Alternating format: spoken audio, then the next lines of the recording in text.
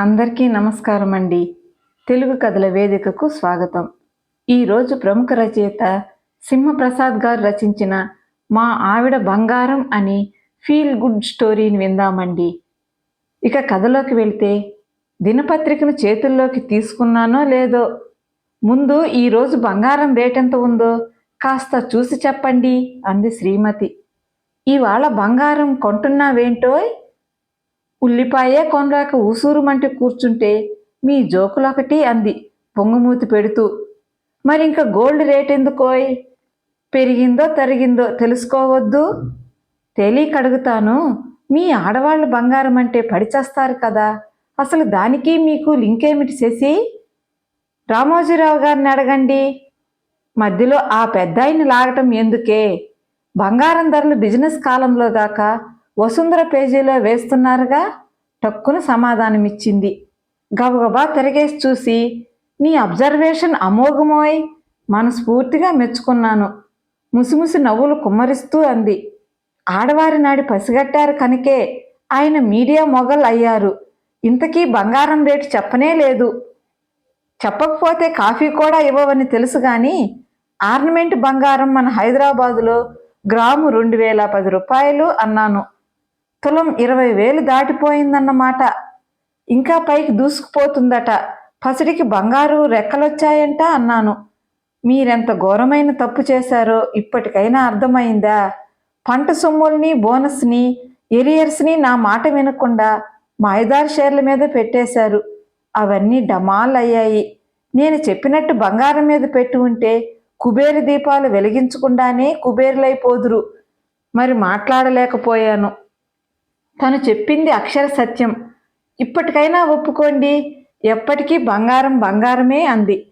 తలాడించి ముఖాన్ని పేపర్లో దాచేసుకుంటుంటే coffee cup అందిస్తూ గోముగా అడిగింది.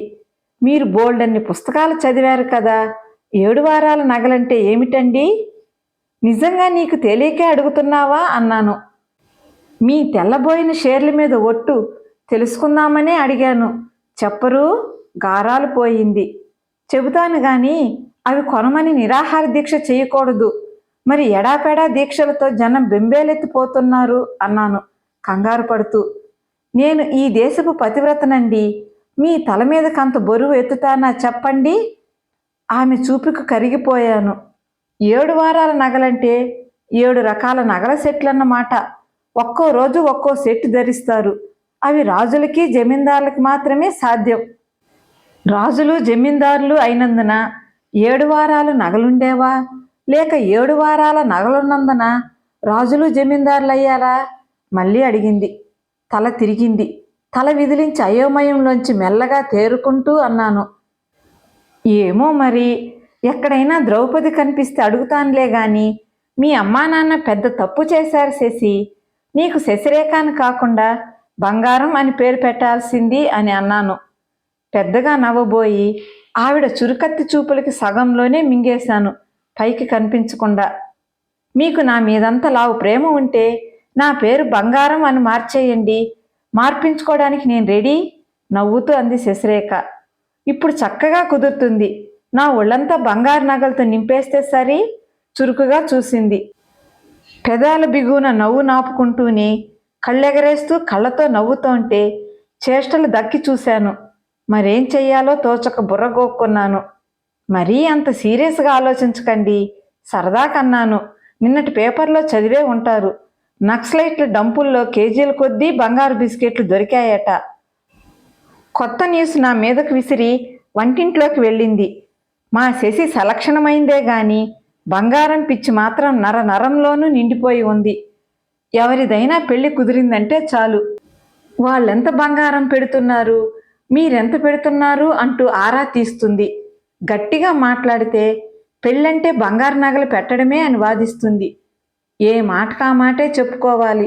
నగల గురించిన పరిజ్ఞానం తనకి బాగా ఉంది. మా కాలనీలోనే కాదు, మా బంధువులలో కూడా ఎవరు నగలు కొనాలన్నా మా శశినే సాయం తీసుకెళ్తారు. ఏ ఏ దుకాణాల్లో ఏవేం తగ్గింపులున్నాయి, మజూరీ ఎంత, తరుగు ఎంత, చెన్నై రేటా, ముంబై రేటా, ప్రొద్దుటూరు రేటా, రాళ్ల మీదేమైనా తగ్గింపులున్నాయా, బిఐఎస్ మార్కింగ్ ఉందా లేదా, ఆ మార్కింగ్ కేవలం ముఖ్య భాగానికే ఉందా లేక మొత్తం నగ అంతటికీ ఉందా, తూకం నికరమేనా, క్యారెట్ చెకింగ్ మిషన్ మీ దగ్గర ఉందా, ఇలా ఎన్నో జాగ్రత్తలు తీసుకుని గీచి గీచి బేరమాడి మరీ కొనిపిస్తుంది. ఈవిడ కంటపడితే చాలు జూనియర్ సేల్స్మెన్లు దండం పెట్టి పక్కకి తప్పుకుంటారంటే అతిశయోక్తి కాదు. అంతటి నేర్పరి ఆమె. కాలింగ్ బెల్ మోగింది. వెళ్ళి తలుపు తీశాను. పక్కింటి ఆవిడొచ్చి మా ఆవిడకి బొట్టు పెట్టి, రేపు మా మనవరాలకు బారసాల, మీరు తప్పకుండా రావాలి అంది. బాలతొడుగు ఏం చేయించారు? ఇది మా ఆవిడ డైలాగే. చేతులు తిప్పుకుంటూ అడిగింది. ఇంకా ఏమీ అనుకోలేదు. పసిడి రేటు బొగ్గుమని మండుతోంటే ఏం కొంటామంటున్నారు మా వారు అంది. ఏ ఇంట్లోనైనా మగాళ్ళు అలానే అంటారు. మనం ఊరుకోకూడదు. అంతో ఇంతో కొనిపించాలి. అప్పుడిక పెళ్లికి తడుముకోవాల్సిన పనుండదు. మళ్ళీ చెప్పు చూస్తాను అందావిడ. ఆవిడెళ్ళాక, అసలు నిన్ను బంగారు దుకాణాల అసోసియేషన్ వాళ్ళు తమ బ్రాండ్ అంబాసిడర్గా పెట్టుకోవాల్సిందే చేసి అన్నాను నేను చిరునవ్వు నవ్వుతూ. ఏమో ఆ రోజు వస్తుందేమో అంది. నాలుగు ఖర్చుకోవటం నా వంతయింది. ఏమైనా బంగారు జపం మంచిది కాదు చేసి. చప్పుడు కాకుండా నవ్వింది. బాంబు విసురుతుందేమోనని నేను భయంగా చూశాను ఆమె వైపు. ఒక పేదరాలు శంకరాచార్యుల వారికి ఉసిరికాయ ఇస్తే ఆయనేం చేశారు? నోట్లు ఇచ్చారా? లేదు, బంగారు ఉసిరికాయలు కురిపించారు కదా. తల నిలువుగా ఆడించాను. ఇప్పుడు ఆ కథలెందుకు చెప్పు అన్నాను. బంగారం మహిమ అని సినిమా తీస్తారని. వెర్రిగా నవ్వాను. ఇంకేమనేదో గాని మా కజిను ఆమె భర్త ఏదో ఇన్విటేషన్ పట్టుకుని రావటంతో అంతటితో బయటపడిపోయి తేలిగ్గా నిట్టూర్చాను. మెడలో మెరుస్తోన్న కాసుల పేరు లాంటిది చూపి, ఇది బాగుందా అన్నయ్య అని అడిగింది కజిన్. బాగుందమ్మా, ఎప్పుడు చేయించావేంటి అన్నాను. ప్రతి వరలక్ష్మి వ్రతానికి ఒక్కో గ్రాముకు తగ్గకుండా రూపు కొనుక్కోమని అప్పుడెప్పుడే శశివేదన చెప్పింది. అవి ఇప్పటికి 12 అయ్యాయి. అవన్నీ కూర్చివేసుకున్నాను. ఆవిడ అభివృద్ధి మంత్రం చెప్పింది. శశివంక చూశాను. ఈ రకంగా ఒక నగ అమిరింది. చాలా సంతోషంగా ఉంది. అక్షయ తృతీయకు కూడా అంతో ఇంతో కొనిపించుకో, అది అక్షయంగా పెరిగి నట్టింట లక్ష్మీదేవి నాట్యం చేస్తుంది అంది. ఆ డైలాగు నాకేనని గ్రహించి గతుక్కుమన్నాను. అక్షయ తృతీయ పరుగు పరుగున వస్తోంది. చేతిలో చిల్లి గవ్వ కూడా లేదాయే.